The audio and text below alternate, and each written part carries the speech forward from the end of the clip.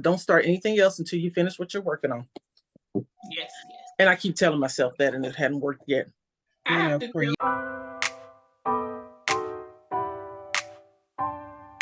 creatives. Sometimes. Creatives, that's just how it is. We like it all. Right. Yep, I've got 2 rooms dedicated to crafts. My office where I am now, which is because I work from home, I have a regular day job. I make sure I turn my phone off. And but I brought my sewing machine in here, and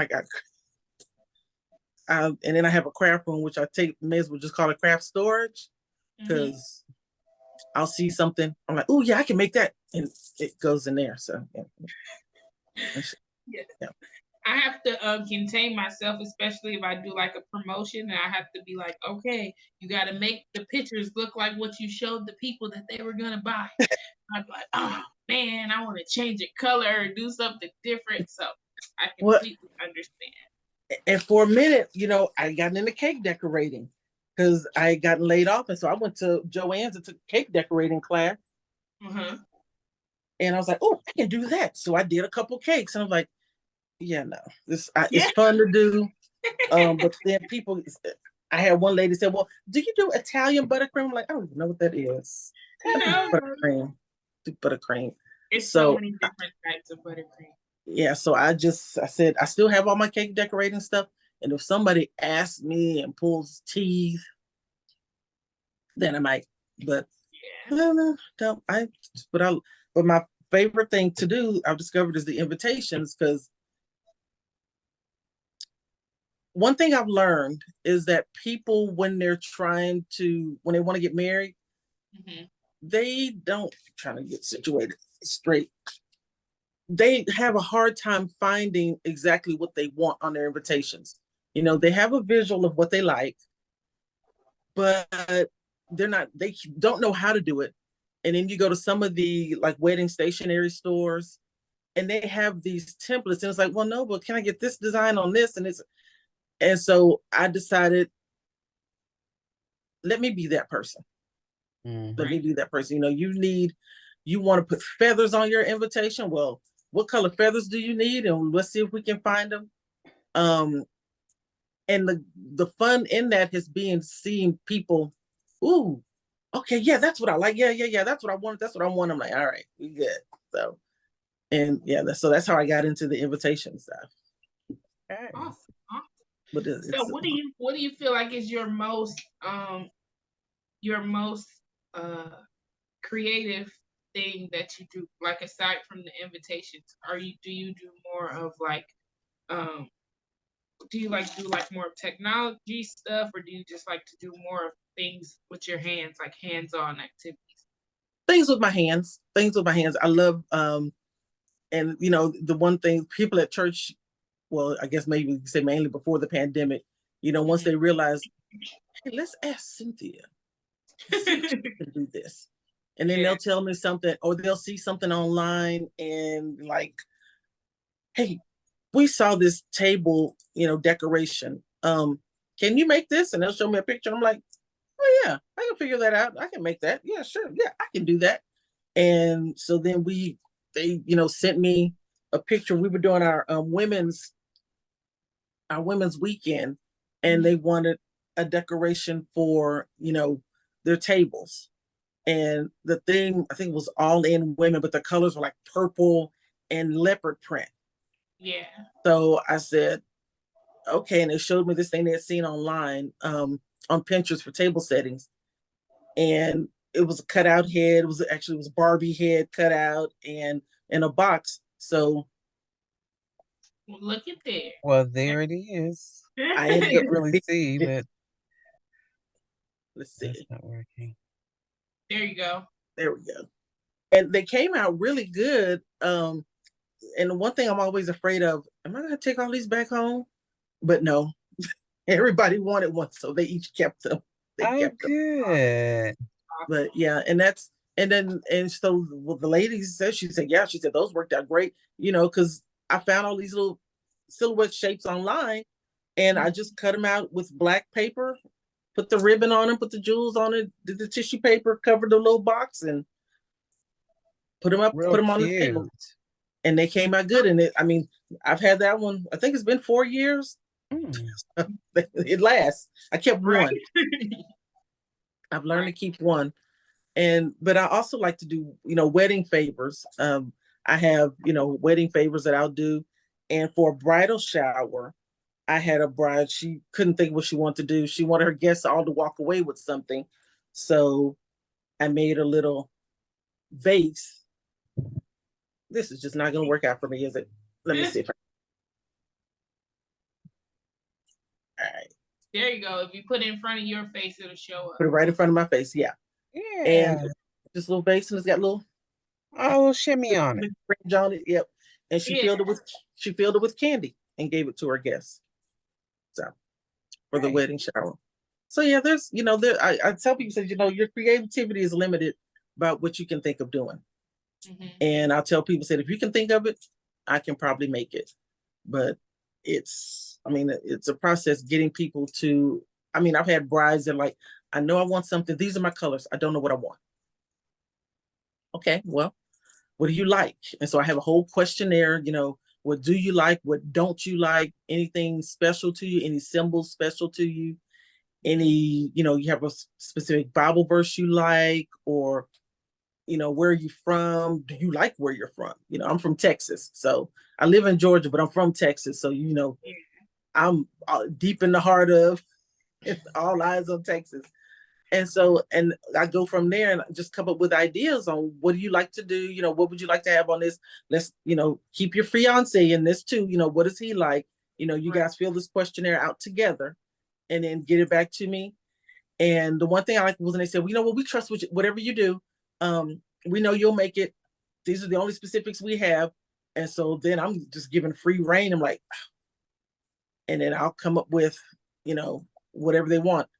Sometimes they have a specific thing and they'll see it online and they'll want, okay, I want this, but I want it in this color. And I'm like, okay. And one thing about my process, there's some places where you go, they'll charge you, you'll do one.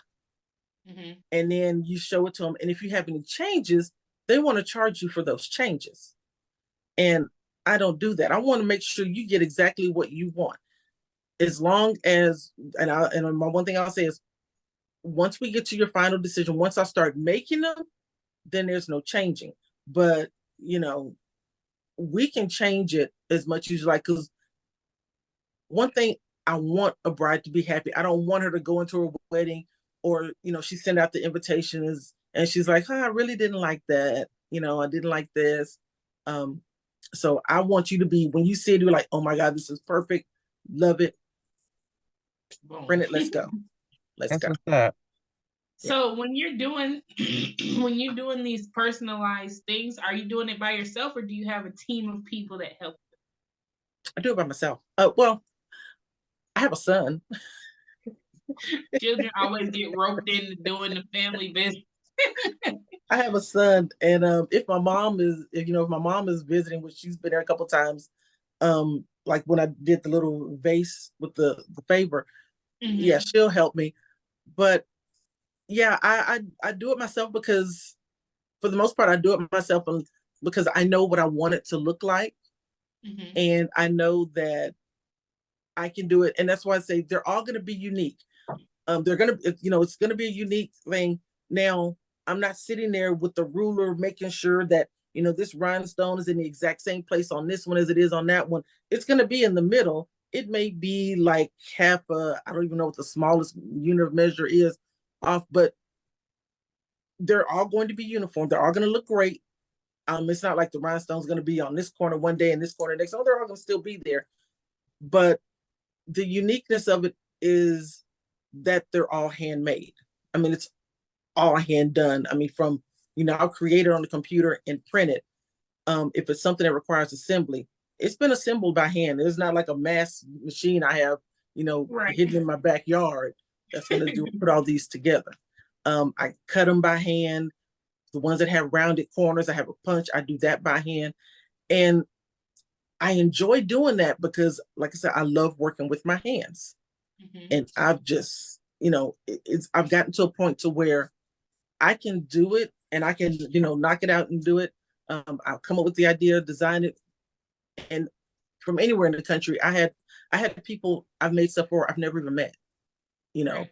they've been referred through somebody else that they know, and so they'll call me. I'll send them my, phone number, and I'll send them the questionnaire by email. They'll complete it, send it back. I'll talk to them on the phone. Okay, is this what you like? And I'll put it together, and I'll send them a sample. And they'll call, yes, that's it, or no, can we change this? And I'll ask, do you need another sample? She said, no, if you just change this, it's great. Usually I'll take a picture of it so they can see it, Yeah. and get going on it. They send me payment, and there it goes. So how do people get in contact with you if they would like to order one of your creations? I'm working with a website. I'm gonna work on getting a website, but as of right now, I have a Facebook page, and it's Cynathia, CYNTRPRISE, which is my name, Enterprise. So it's cute. Also, I've started my IG page, which is the Coleman Creations, and I'm still putting pictures and stuff on there. And or you can call me. My phone number. Can I get my phone number on here? Or Yeah, It's that's up to fine. you. yeah, I'll say, well, the best way to reach me is email, thecolemancreations@gmail.com. Or like I said, through my IG, you can send me a message. I answer all messages, which, it's probably not a smart thing because I get a lot of, fake page messages, but DMs, but, or through my Facebook page, like I said, Centerprise. If you, I don't really, haven't gotten TikTok for my page yet, got a TikTok page yet. I'll work on that and see if I need to. Well, I probably will because I like doing videos. Yeah. But yeah, IG and Facebook, or email. I would say carrier pigeon, but I don't know if they know where I live. And once I get my website, I will definitely, send it to you guys. Like I said, I've been doing this as a hobby for so long. I'm getting it started as a business, or maybe you can call it a side hustle, because it's something people pay me to do, but it's Right. not It's in, a business. Yes. yeah. So I'm working on that. Awesome. Awesome. Do you so how long have you been crafting? I know you said you've been doing it for a long time. Woo. Yeah. I've been crafting, probably off and on since high school. And actually, it's because my mom got me into it, because she likes, she started off with painting t-shirts. So, I'd see her paint t-shirts, and I'm like, oh, I can do that. So I'd start doing it. I've always been a creative person, but I never knew there was a word for it. So crafting, okay. I just thought it was just making stuff. Right. And so when I got into, when I, what was it? Oh my goodness. I think the first thing I did was I made a t-shirt. There used to be and I know I'm about to date myself. There used to be a cartoon character named Kathy, and she was just a working girl. And so my first t-shirt was that cartoon character. I've ironed it on and painted it. And I was like, oh, okay. And then I did a Mickey Mouse. And one of my friends saw, she's like, where'd you get that from? And I was like, oh, I made this. She's like, oh, that's cool. Can you make me one? No, we're not about to start that now. No, you didn't go on your entrepreneurial journey young. You said no. No, because I know it would have been, can you make me this? And I would have said, okay, what's going to cost you this? So I know my friends. I knew my friends back then. And I'm not gonna say they wouldn't have paid me for it. It would have been, well, we'll buy the stuff and you do it. Not taking into account the time it's gonna take me to do it.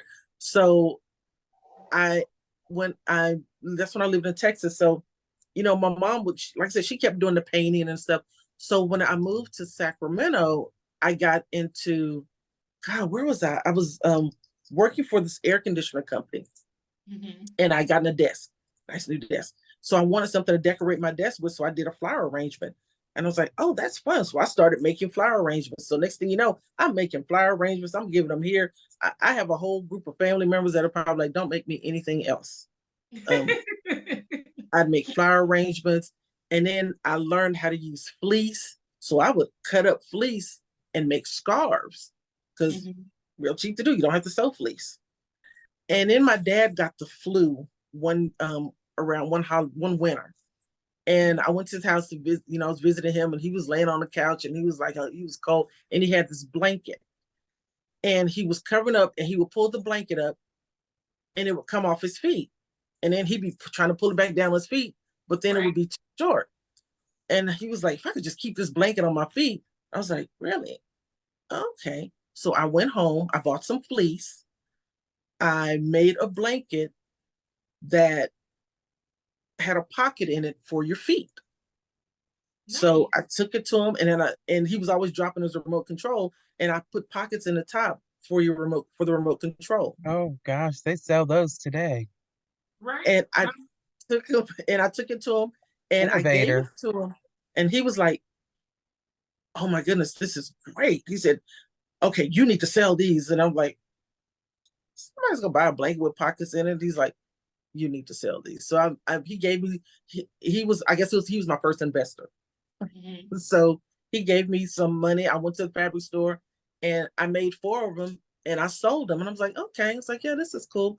And still, that was it. I made one for me. I made one for my son, and I didn't make many, since then. It still never dawned on me that it could be a business. Mm-hmm. So yeah, that's been, I think, and I called it Snuggle Sack. I still have them. Matter of fact, my dad recently passed a couple of years ago. He still had that blanket. So now I have it. I keep it in my car. So when we travel, we have a blanket. Yeah. So yeah, I've been doing it for a while. Invitations, I started when my cousin was graduating from college, and she wanted something different for her graduation. So I made it for her, and I guess that was probably about 96 when she graduated, maybe. And so I made invitations for her graduation. And from then on, that's what I've been doing for whatever family member or whoever. Awesome. Awesome. Do you have any questions, Tamala? Yeah, I do. Cynathia, I just want to say thank you so very much for coming on our platform. It's so nice to share it with you, with all of your creations. And I'm just identifying with so much because I am an original crafter before I became a chocolatier. So, and with you and what your story is, I tried a bunch of different things, right? But I want to know more about your event planning business. Taylor tells me that you are starting up something new, or maybe you've been into it for a while. And I just want to know, how'd you get started, and how do you get your customers? Well, it's what I do. It's part of my invitations. I call it my do-it-yourself wedding planning. And what it is, if you have a bride who doesn't want to pay for a wedding planner, she wants to do it herself because she knows exactly what she wants. And some people don't want to pay for a wedding planner, or they have a friend that can do it but just needs a little help. What I do is your do-it-yourself wedding planning. I will assist you with things that you need. Let's say if you need somebody to help you decorate the day of the wedding or the day before or whatever. I will help you with that. There's an hourly charge for that. I'll help you with that.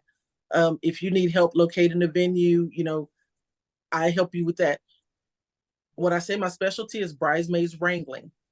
Because one of the things I say, bridesmaids are not there just for the day to look cute on the day of the wedding. They need to be helping you all along. If you're doing a do-it-yourself wedding, now, if you have a wedding planner, then I'm completely out of that. I will just do your invitations, whatever. But we get your bridesmaids together. We meet. It's like, okay, this is what we're gonna do. This is what we need you to help with. I've had some success with that with a couple of weddings. I found that there are bridesmaids who are thinking like, well, can't I just get a dress and I'll go to the bachelorette party or the bridal shower and the wedding and I'm done. Like, no, ma'am. No, ma'am, this is not what that is. She picked you as a bridesmaid for a reason. So mainly the way I get my customers, well, has been word of mouth. I have friends say, hey, Cynthia will, she does this. You got a bridesmaid, and I do apologize. Now I see a dog walking in. You got a bridesmaid who doesn't want to cooperate. Well, here, give Cynthia her number. She'll talk to him. So I just talk to him and say, yeah, this is what you've been, what you need to do. And for the most part, they're agreeable because it's their friend or relative. They want to help. Now, you may get a stubborn one, and at that point, I say you might want to start rethinking your friends or your bridesmaids, because we can switch people out. I have no problem switching people out. No problem at all.